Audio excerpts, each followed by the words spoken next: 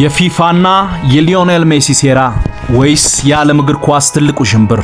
እግር ኳስ 90 ደቂቃዎች ብቻ የሚቆይ ጨዋታ ቢሆንም አንዳንድ ጊዜ በአንዳንድ ጨዋታዎች የሚከሰቱ አይረሴ ክንውኖች ግን ከሜዳ ውጪ በሚነሱ ጥያቄዎችና ክርክሮች ሲታጀቡ ይስተዋላል። እንዲያውም አንዳንዴ ከጨዋታው በኋላ ያሉ ክርክሮች ከጨዋታው ራሱ ይበልጥ ትልቅ ሆነው ይሰማሉ። አሜሪካ፣ ካናዳና ሜክሲኮ በጥምረት አዘጋጅ በሆኑበት በዚህ የ2026 የዓለም ዋንጫ የ16ቱ ጥሎ ማለፍ ድልድል የአርጀንቲናን ከግብጽ ጋር አገናኘ። ከጨዋታው በኋላ ግን ሰዎች ስለ አርጀንቲና ድልና ስለ ግቦቹ ብቻ አልተነጋገሩም። ስለ ዳኞች ተናገሩ። ስለ ቫር ብዙ ክርክር ሆነ። ፊፋ ላይ ጠንከር ያሉ ትችቶች ተሰነዘሩ። በምትሃተኛው ሊዮኔል ሜሲ ላይም ብዙ ሐሳቦች ተሰጡ። በእርግጥ ሜሲ እንዲያሸንፍ ሁሉ ነገር ተዘጋጅቶ ነበር ወይስ ይህ ሁሉ የተሸናፊዎች ቅሬታ ብቻ ነበር? የጨዋታው ቀን ሲደርስ ዓለም ትኩረቷን ወደ አንድ ስታዲየም አዞረች። በአንድ በኩል የዓለም ሻምፒዮኑ አርጀንቲና፣ በሌላ በኩል ድል የተጠማ የግብጽ ብሔራዊ ቡድን። ልክ ሰዓቱ ሲደርስ ፍራንሳዊው የመሃል ዳኛ ፍራንሷ አሌክስቲዬ ጨዋታውን አስጀመሩ። የግብጽ ተጫዋቾች ከመጀመሪያው ደቂቃ ጀምሮ ጫና ፈጥረው ተጫወቱ። አርጀንቲናም በመልሶ ማጥቃት መልስ ሰጠች። ከዚያም የጨዋታው ፍጥነት ተቀየረ። ግብ፣ ሌላ ግብ፣ መልሶ ግብ። ስታዲየሙ በጩኸት ተናወጠ።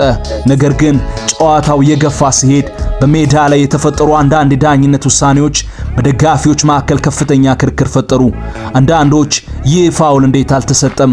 ቫር ለምን ጣልቃ አልገባም? ይህ ውሳኔ አርጀንቲናን ጠቀመ? በማለት መጠየቅ ጀመሩ። በዚያው ቅጽበት ማህበራዊ ሚዲያ በአንድ አረግ ተሞላ። ፊፋ ፕላስ ሜሲ ስክሪፕት ነው የሚል። የፊፋው ፕሬዝዳንት ኢንፋንቲኖ ለአርጀንቲናና ለሜሲ የደገሱት የተጻፈ ድግስ ነው የሚል የወሬ ማዕበል ተነሳ። ይህ አረግ በጥቂት ደቂቃዎች ውስጥ በሚሊዮኖች ተጋራ። ግን ይህ ክስ የተመሰረተው በማስረጃ ወይስ በስሜት? ይህን ለማወቅ በጨዋታ ውስጥ የነበሩ ክስተቶችን መመልከት ይጠይቃል። በአንዳንድ ጨዋታዎች ጎሎች ብቻ ታሪክ አይጽፉም፣ የዳኛው ፊሽካም ታሪክ ይጽፋል። አርጀንቲናና ግብጽ ያደረጉት ጨዋታም እንዲሁ ነበር። ከመጨረሻው ፊሽካ በኋላ የተሸናፊው ቡድን ደጋፊዎች አንድ ጥያቄ ማንሳት ጀመሩ። ይህ ጨዋታ በእርግጥ ፍትሃዊ ነበር? በጨዋታ ውስጥ የተፈጠሩ አንዳንድ ንክኪዎች ለግብጽ ደጋፊዎች ፋውል የሚመስሉ ነበሩ። ነገር ግን ዋናው ዳኛ ጨዋታውን እንዲቀጥል ወሰነ። በዚያው ቅጽበት ብዙ ሰዎች በስልካቸው ላይ አንድ ቃል ጻፉ፣ ዋይ፣ ለምን የሚል። በዘመናዊው እግር ኳስ ውስጥ ቫር የተፈጠረው ስህተትን ለማረም ነው። ነገር ግን በዚህ ጨዋታ ቫር ለምን አልተጠራም? ወይስ ጠርቶ ዳኛው አልተቀበለውም? የሚሉ ጥያቄዎች በሚሊዮኖች ተጠየቁ እና ከዚያ አሉባልታው የበለጠ ተቀጣጠለ። በአንዳንድ ሰዎች ከሁሉ በላይ ጎልቶ የተሰማው ክስ ግን ሜሲ በውድድሩ ውስጥ እንዲቆይ ፊፋ ይፈልጋል። ሜሲ ሲጫወት ብዙ ገንዘብ ይገባል፣ ስለዚህ በዳኝነት ይረዳል የሚሉ አስተያየቶች መለጠፍ ጀመሩ። እነዚህ አስተያየቶች በፍጥነት ተሰራጩ። ነገር ግን አንድ ጥያቄ አለ።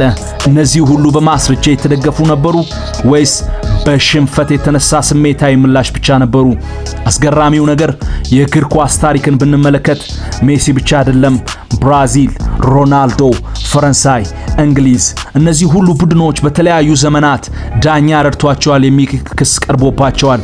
ይህ ማለት ክሱ እውነት ነበር ማለት አይደለም። እንዲሁም ሐሰት ነበር ማለትም በራሱ አይቻልም። እውነቱን ለማወቅ ስሜትን ሳይሆን ማስረጃ ማየት ያስፈልጋል። ጥርጣሬዎች አሉ፣ ጥያቄዎችም አሉ። ብዙ ሰዎችም የተለያየ አስተያየት አላቸው። ፊፋና ሊዮኔል ሜሲ የተደበቀ ሴራ ነበራቸው?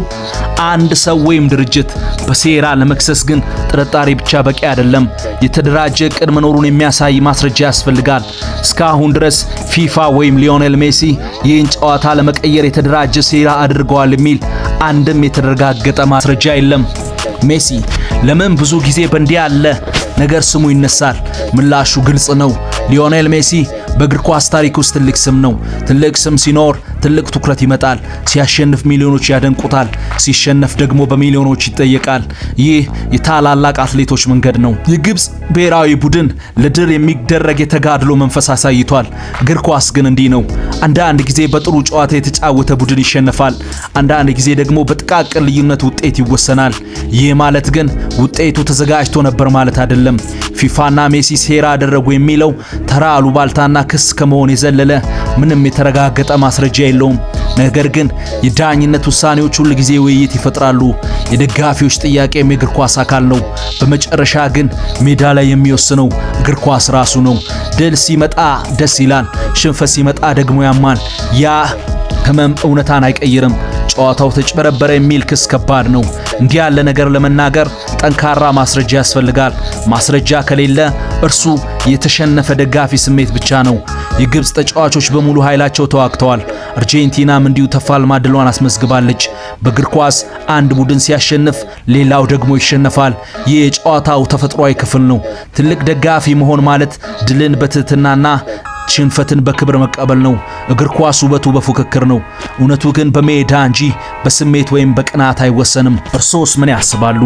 ይህ ጨዋታ በፍትሃዊ መንገድ ተጠናቀቀ ወይስ የሚያስጠይቁ ነገሮች ነበሩ? አስተያየቶን በኮሜንት ቦክስ ላይ ያስቀምጡ። ተጨማሪ የእግር ኳስ ሚስጥሮችና ታሪኮችን ለማየት ቻናሉን ይቀላቀሉ።